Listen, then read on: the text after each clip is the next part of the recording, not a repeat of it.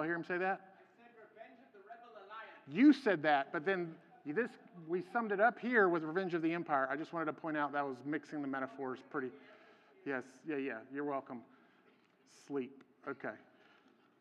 That's good. All right, we're going to move on. We're still on time, and that's great. We're going to go beyond TradeFi, which I'm going to use my deductive reasoning and say that's traditional finance, maybe? It is. Okay, I got that right. How GMCI will make crypto. Andre Skauradssun. Skauradssun? Say it. Say it again. You take one. Andre? Skauradssun. Yes. Andre is an experienced crypto index researcher with a strong background in financial markets and blockchain technologies. Andre began his career as a financial analyst for leading global companies before pivoting to crypto industry on-chain analysis, and now serving as the head of research at GMCI. And he's going to talk to us about beyond traditional finance, right? Do you need this? Do you need the clicker? Yes, I do. All right, there you go. Thank you very much. Yeah, nice to meet you. Good afternoon. My name is Andre. That was quite the TradeFi introduction, but I swear it's going to be more exciting. So talking about TradeFi and what we can copy from TradeFi, just a TLDR or just a note in advance, it's not going to be everything, but there are things in TradeFi that are working well and that we are missing in crypto. Just a quick show of hands because I'm interested in it. Who of you owns a index-based product, like an ETF, the S&P 500, the NASDAQ, anything like it? Okay, quite a few. Who of you owns a crypto-based index product?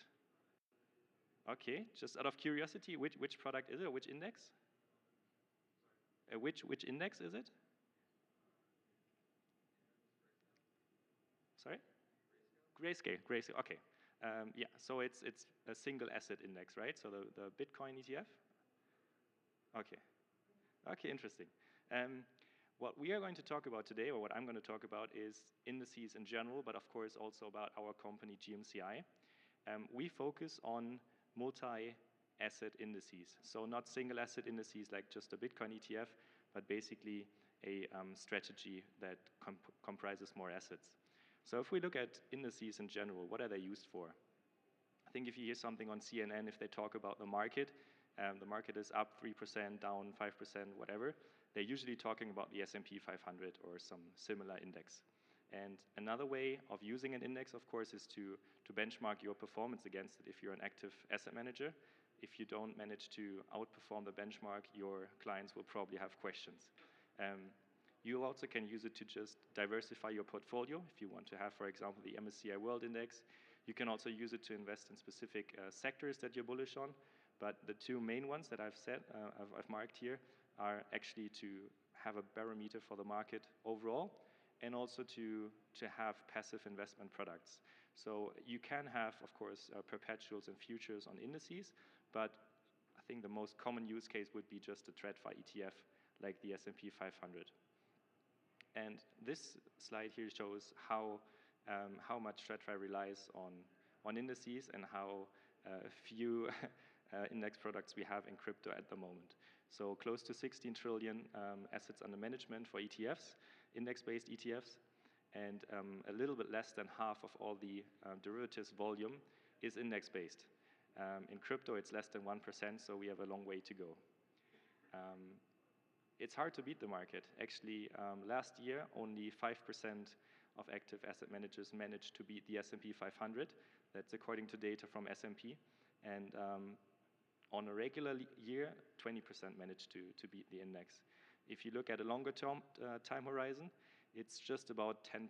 So you can actually see that, well, of course, that means 90% of active asset managers who do it as their full-time job don't actually manage to beat the index. So now having understood like why we need to have indices or why they make sense, the question is obvious, right? Now, why don't we have this in crypto already? And there are a few reasons for it. And I've wrote down a couple of them here, but usually what we always say is that GMCI is an index provider, and we have not been the first, not at all. We started last year in February 2024, and we have basically looked at all the index providers that came before us, and have tried to figure out why they weren't successful. And if you remember back, I think even in 2016, 17, we had first attempts of having index products in crypto, but usually they lacked any kind of sophisticated methodology. They had no asset selection criteria. They didn't have any real rebalancing processes. So once a coin was in there, it was in there forever, even if it went down by 99%. Many people said that Bitcoin is the benchmark and you don't need anything else. I think there might have been a time where that was true in the very beginning, but now we have so many coins that if you, for example, want to invest in Solana or in Ethereum, does it really make sense to compare it to Bitcoin, or would it make sense to compare it to an L1 index or to other L1s? I think that's nowadays the point, and the two main reasons, though, that I marked again there were technical limitations and also ownership structure. So if we look at current index providers, they are all owned by centralized exchanges. So CoinDesk is owned by Bullish Exchange, CF Benchmarks is owned by Kraken, Coinbase recently launched their own index, and if you want to become the S&P 500 of crypto, you need to be cross-listed. You need to be available everywhere. Otherwise, you're not the common benchmark, right? So having this set up, basically all of them made sure that no competitor is going to list them, right? So Binance, I assume, is not going to list a Coinbase index. Why would they? I mean, they're competitors. The same for OKX, for Bybit, for anybody else. The second point, technical limitations, also are really important because we simply didn't have cross-chain communication. We didn't have the infrastructure to facilitate index products that actually comprise different ecosystems. So some projects tried to do an Ethereum DeFi index, but of course you didn't have any other projects there. And you wouldn't have Hyperliquid, you wouldn't have Solana DeFi, you wouldn't have Sui DeFi or anything else. So those indices were never really representative of, for example, the DeFi category as a whole. So that's where we step in. So GMCI, first of all, we are a joint venture between The Block and Wintermute. So we are not owned by any exchange. And we have set up a methodology that is compliant with the European benchmarks regulation. So we are based in Amsterdam, and we have talked to the regulators for over a year now, and we have made sure that our methodology is actually watertight. We have lots of redundancies on the technical side regarding price calculation and distribution. We have basically a strict process when it comes to asset selection in the first place. So in order to make it into our asset universe, you have to jump over a few hurdles. And I wrote down 4 of them. In total, there are more. But the main ones are, of course, that your token or coin needs to be liquid, needs to be supported on centralized exchanges, just in order to ensure access to the coins, and also needs to be supported by custodians. Our index methodology itself works based on circulating market cap, so not on FDV. That is how we decide on the weights in the index, but we also cap the weights at 25%. And when it comes to weight capping, there's no right or wrong. Coinbase, for example, caps their index at 50%, which means that out of the Coinbase 50 index, the top 4 constituents make up around 85 to 90% of the index. So in our case, we thought that wouldn't be ideal because the other 46 coins are almost meaningless, and that's why we have decided to go for the 25% caps. It was also basically a trade-off between bear and bull market performance because, of course, in a bear market, you want to have more exposure to the top coins, and in a bull market, you want to have more exposure to altcoins, so there needs to be a trade-off. What is really important is to have a frequent rebalancing, and we do it every month. Actually, we will do it tomorrow because we always rebalance on the last Friday of the month, and we rebalance over the course of 1 hour. So why is that important? All other index providers currently just transition from the old to the new index within a second. And that's fine if you don't have lots of assets under management, but thinking a bit ahead, if you have billions of assets under management and you need to rebalance within a second, this is just causing a huge slippage. It's not going to be a product that is cost efficient. So what we are doing is we're going in baby steps from the old index to the new index over the course of 1 hour. And every second, there's a small adjustment to account for, basically the decrease in weight for some coins and the increase in weight for others. In between rebalancings, of course, we monitor the market for hard forks, for exploits, any hacks, token migrations. We have seen, for example, Polygon go from the Matic token to the POL token. So we need to make sure that there's continuous trading of the tokens ensured. And just a few more things that probably don't have time to talk about now. Just a small overview of our indices. So we have 19 indices today. I will focus on the top 30 index because it's our flagship, but you can see just for benchmarking purposes, we already have quite a few indices set up. The top 30 index, you can see this. This is a screenshot from the blog's website. The top 5 constituents are probably not surprising. You might be wondering why ETH has a weight of 28.5% when I just said that we have 25% weight caps. But that is, of course, because we enforce the weight caps once a month. And in between rebalancings, the weights are just based on price. So you can see at the last rebalancing, both Bitcoin and ETH were at 25%. And since then, ETH has outperformed Bitcoin, which means that the weight is higher. Tomorrow, it will be adjusted again. Litecoin, of course, is also part of the index at 0.6% weight. And I wanted to show, just also for benchmarking purposes, how the indices have been doing or how the index has been doing compared to other coins.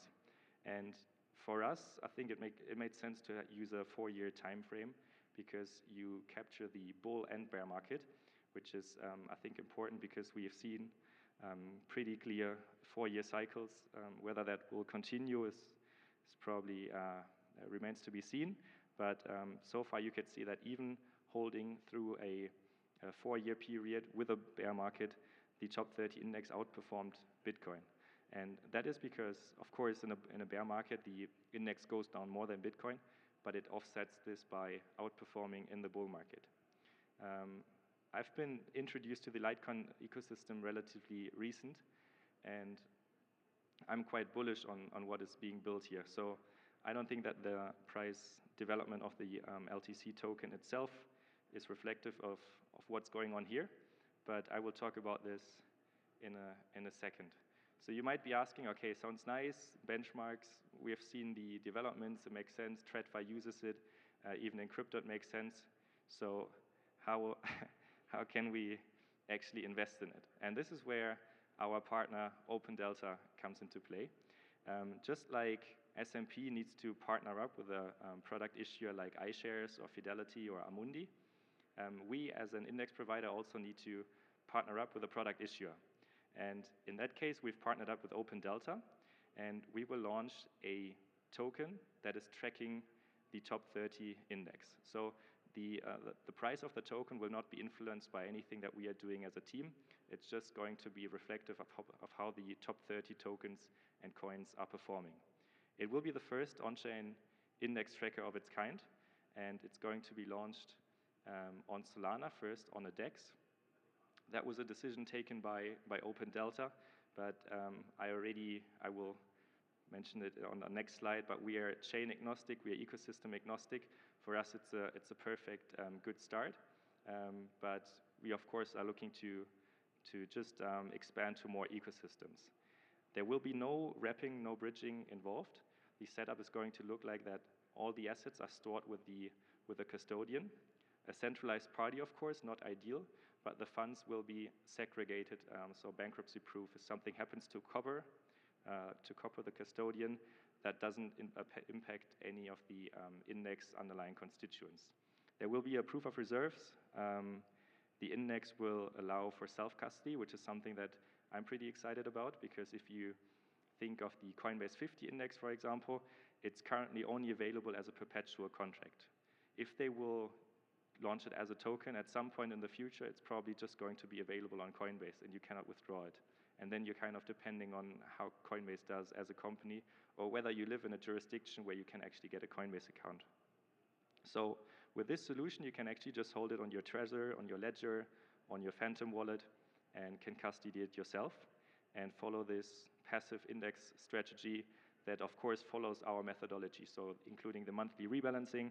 And if you want to replicate it yourself, it would be probably a lot of hassle. The rebalancing would also incur more tax events. So I think this is quite a neat strategy to follow the crypto market overall. And the performance fee is zero. There will not be any charge on the upside. It's simply what you know from TradeFi, just a TER, which will be 1%. For those who want to stake the index and generate extra yield, they can do that. It's just optional.